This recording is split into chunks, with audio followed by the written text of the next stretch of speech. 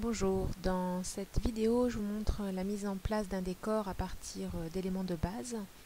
J'ai utilisé le pack Victorian Train Station pour créer ma propre gare.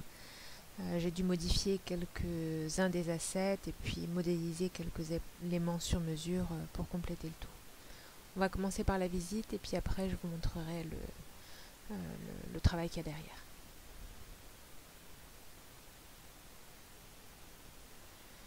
Donc l'idée c'était de créer une gare en semi-extérieur avec une ambiance soit aube, soit soir, soit un départ au travail ou bien le retour, pour un jeu auquel je réfléchis avec une amie. Donc on voit qu'on a une gare très modulaire et pour pouvoir faire ces motifs de répétition à moindre frais et changer tout d'un coup, en fait j'ai fait des blueprints d'éléments de base où j'assemble par tranche les différentes arches. Donc on a un éclairage, là par exemple l'horloge est légèrement éclairée pour qu'on la voit bien qu'on réussisse à la lire bien qu'elle soit dans la pénombre. Et puis j'ai l'éclairage direct des lampes et puis quelques spotlights qui sont mis en face des lampes pour augmenter l'éclairage, parce que comme je suis au lever du soleil, la lumière du ciel et du jour ne suffisait pas. Donc là on est dans un éclairage semi-intérieur et là en descendant dans le tunnel. Donc là on a un petit peu des effets avec cet éclairage qui part du sol, sur lequel il y a deux lampes à chaque fois, un spotlight pour éclairer le mur et puis un petit point light pour faire un petit halo autour des lampes. Donc là c'est pareil, on est sur des éléments modulaires.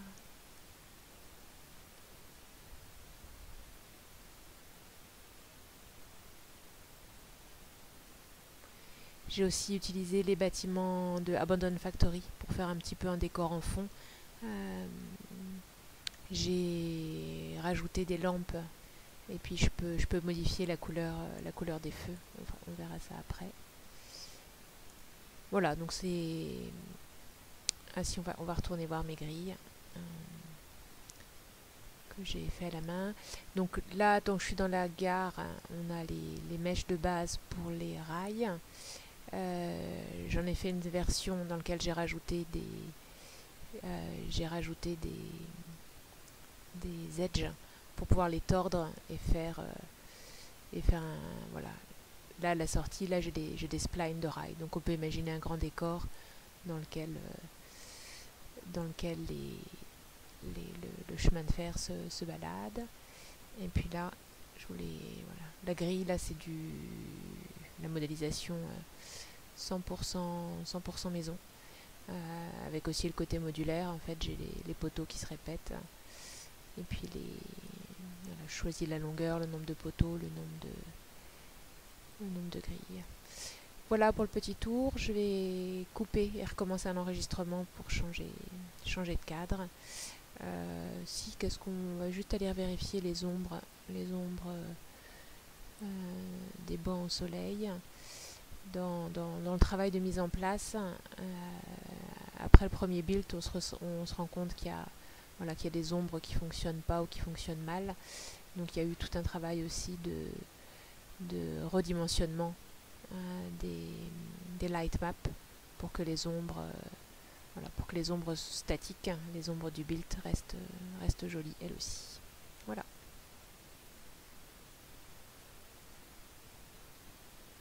Donc voilà, dans le pack Train Station, on a tous ces petits éléments de base, les escaliers, les murs, les poutres, les arches. Et donc j'ai utilisé ça pour construire ma gare. Elle est assez différente de l'original, hein. C'est un grand Lego. Par contre, mon objectif c'était pas tout replacer à la main, c'était de pouvoir créer je dirais des briques intermédiaires à partir de ces éléments de base. Et c'est ce que j'ai fait dans une série de blueprints. Si je prends un petit peu du recul, donc là c'est mon bâtiment vu de l'extérieur. Alors ce qui était fourni n'était pas prévu pour être utilisé en extérieur. Donc là le toit par exemple il a fallu que je le double. Ah.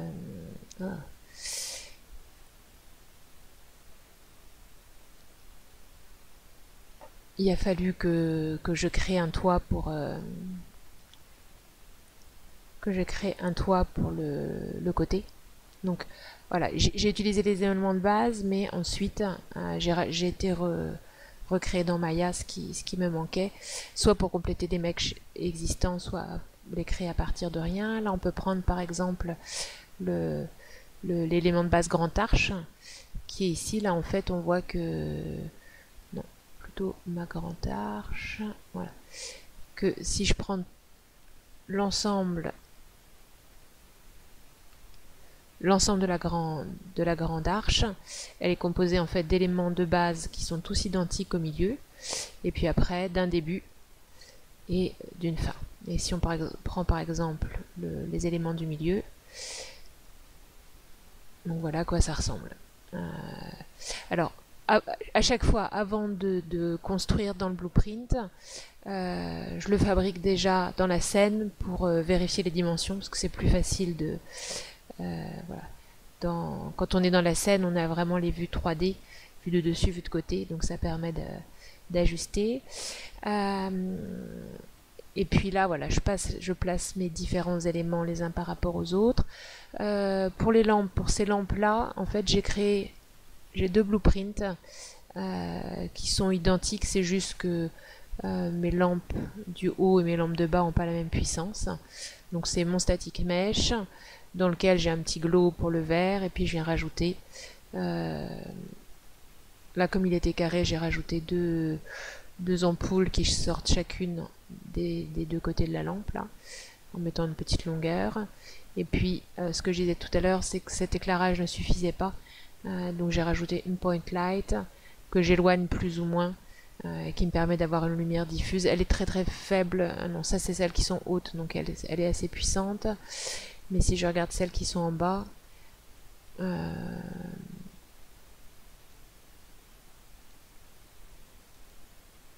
ma point light, elle est assez... elle a une puissance assez faible. Donc elle jette pas... Voilà, cette troisième... Les 2 premières lampes, c'est elle qui permet d'avoir le halo projeté sur les murs, alors que la 3e lampe, le halo ne se voit pas. Par contre, elle envoie assez de lumière diffuse pour éclairer le reste de la pièce. Donc voilà, une gare qui est construite avec des éléments modulaires. Là, on a l'arche. Là, on peut regarder la petite arche des côtés. Donc, petite arche des côtés, des éléments de base qui sont fournis. Mais là, un élément que j'ai remodélisé sous Maya. Donc, en important les éléments de base de Unreal vers Maya avec des fichiers FBX pour que mon toit s'ajuste parfaitement aux différentes formes. Là, ce mur-là, c'est pareil, c'est un ajout dans Maya. Donc c'est un mix, hein, ce projet-là, de mèches tout près, et puis de compléter par des mèches assez simples sous Maya.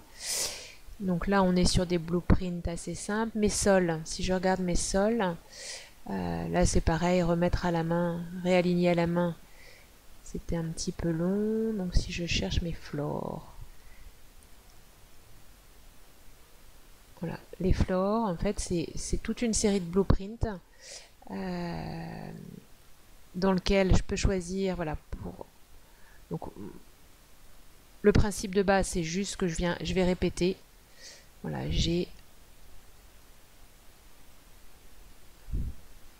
un mesh de base, donc, et je viens choisir quel static mesh, quel matériau dans mes variables. J'ai un mesh, un matériau, la taille de mes carrés et le nombre que je veux. Donc, si je me mets dans le viewport, ici par défaut je devais sûrement avoir ça, c'est la taille de mes dalles. Là j'en avais 3, mais je peux lui en demander 4, et il me les rajoute, voilà, il me les rajoute automatiquement. Je vais remettre par défaut à 2 pour pas bousculer tout. Et donc quand on regarde le projet, en fait, selon, voilà, j'ai des bandes de sol, et je change de sol chaque fois que j'ai des matériaux. Donc là, j'ai dû pour que ça s'ajuste par rapport à ma largeur de bâtiment, j'ai dû retravailler un petit peu les largeurs des dalles existantes, retoucher les UV, retoucher le tiling des matériaux pour que tout ça s'ajuste correctement. Après, quelle dernière? Un autre blueprint sur les grilles. Donc là, c'est mon petit muret avec les grilles. Donc là, j'ai un muret assez long, c'est pour pouvoir faire le tour, voilà, le tour de la gare et descendre. Donc là, en fait, j'ai 2 mèches de base, mon poteau, et puis on va se mettre en wireframe pour le voir, celui-là. Bon, il n'est pas visible, mais là, on voit bien, voilà. Un élément de base, c'est ça. Donc là, en variable, j'ai mon nombre de poteaux. Mon nombre de poteaux supplémentaires par rapport au début. Là, si j'en rajoute aucun, j'ai 2 poteaux, une grille. Je peux choisir de cacher ou non le premier poteau, parce que quand j'ai des virages, il ne faut pas que je mette deux fois le poteau. Et puis je peux X grille. Ah ouais. Ah bah là, je les ai pas mis là. C'est qui sont. C'était un vieux projet. Ouais, donc X grille, je pourrais le remettre ici aussi.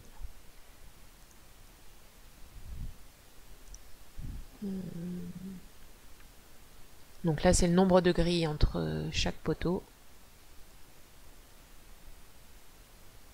Et puis là, le nombre de poteaux au-delà de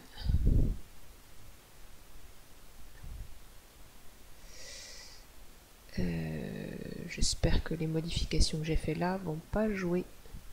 Que j'ai pas cassé mon décor, je me souviens plus quels étaient les chiffres. Mais normalement, à chaque mise en place, comme j'ai ajusté, j'ai dû remodifier.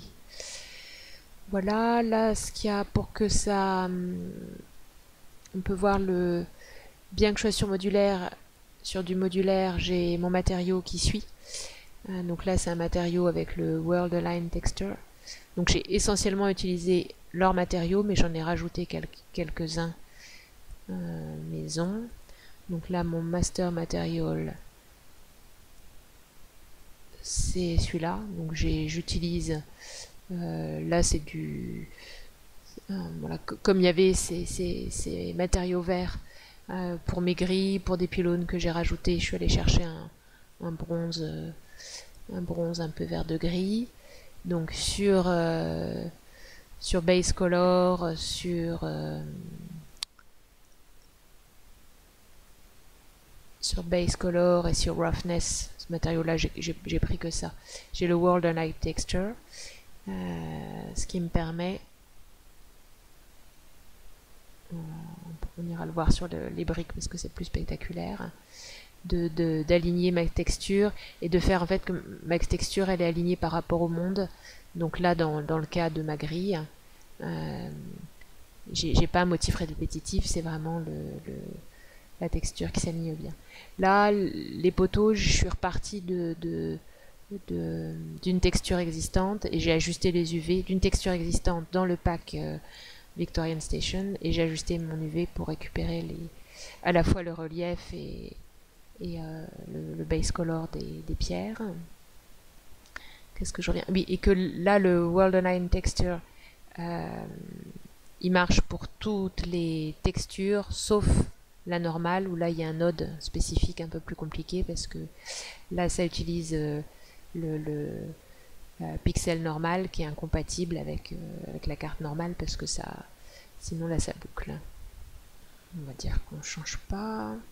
Donc je vous ai montré les blueprints. Oui, je voulais juste montrer donc les mèches qui sont fournies. Si je prends par exemple roof, voilà le toit, voilà, le toit tel qu'il est fourni, en fait il a qu'une face. Et donc là, la lumière du soleil passe à travers. Pour arrêter la lumière, il faut avoir un matériau double face. Donc là, je l'ai importé dans Maya. Et puis j'ai fait... je l'ai doublé. Je l'ai doublé de manière à avoir un toit qui soit... voilà, qui soit cette fois opaque. Donc je l'ai doublé, j'ai récupéré les UV pour récupérer le même dessin recto verso. Le blueprint lampe, je vous l'ai montré. Et si je vous ai parlé des lampes, des ombres tout à l'heure, donc là, selon les mèches, il a fallu que j'ajuste. Là, faut que je il a fallu que j'ajuste la résolution. Non, c'est marrant. Là, j'ai des passagers clandestins. Il faudra que j'aille corriger. Ah non, qu'est-ce que j'ai fait? Ah, c'est parce que j'ai joué avec... j'ai joué tout à l'heure avec le blueprint floor. Et donc là, il me manque du floor. Ah, comme ça, vous allez voir en direct une réparation de paysage.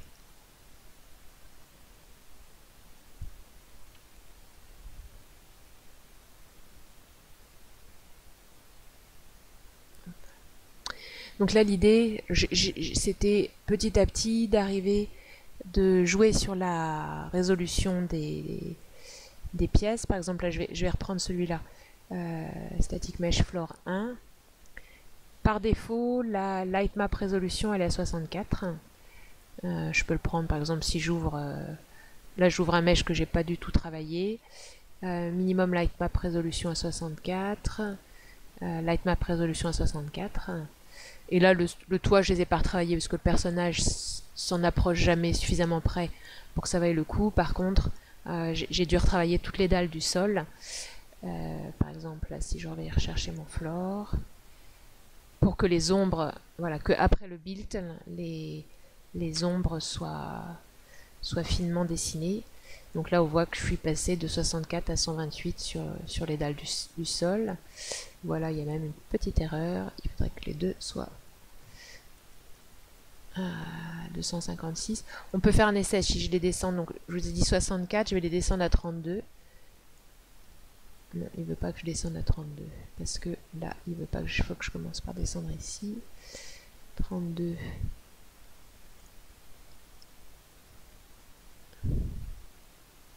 Donc, je vais remettre après. Donc voilà, là, c'est ces dalles-là. Et puis lui aussi, il fallait que je le ferme. Donc on voit que si je descends, voilà, que le code couleur, c'est vert, c'est quand ma résolution est bonne, et bleu, c'est quand elle va être insuffisante. Donc là, je vais le remettre, on va le remettre à 256, c'était celui-là.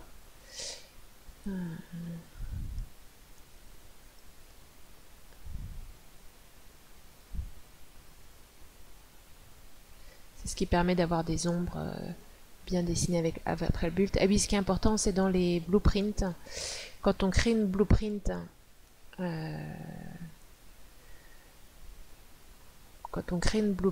par exemple, si je fais Add New Blueprint Class Actor, elle est là, et que là, je lui rajoute un Static Mesh.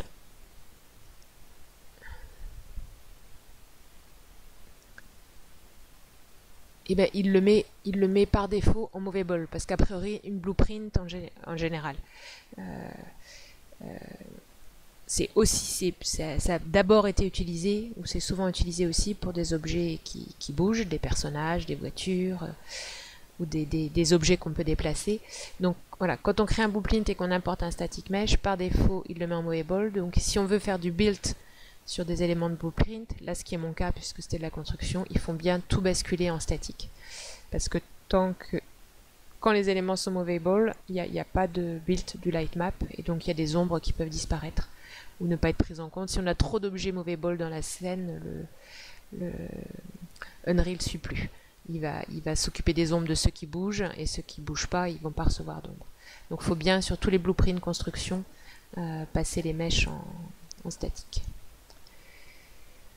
Voilà, je pense que j'ai fait le tour de ce que je voulais montrer sur cet exemple-là. Donc là, avec l'idée de valider à la fois la partie mise en place de décor d'après modélisation, sachant qu'il y a plein d'autres vidéos où j'ai montré que je savais le faire par ailleurs, et puis la gestion des lumières en scène d'intérieur, même si là on est sur du semi-intérieur, voilà, sous l'arche couverte et dans le tunnel, mais on a vraiment les conditions d'un éclairage extérieur.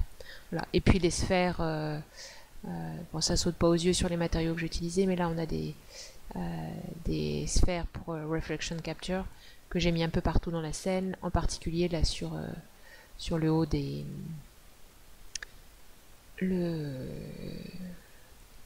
c'est le seul endroit où j'ai un matériau très très brillant. Alors si, il y a du brillant sur les, il y a le reflet là sur les carrelages. C'est vrai que là j'avais pas beaucoup de métal, et là un petit peu de brillant sur le haut des, voilà, le haut des grilles qui attrape la lumière.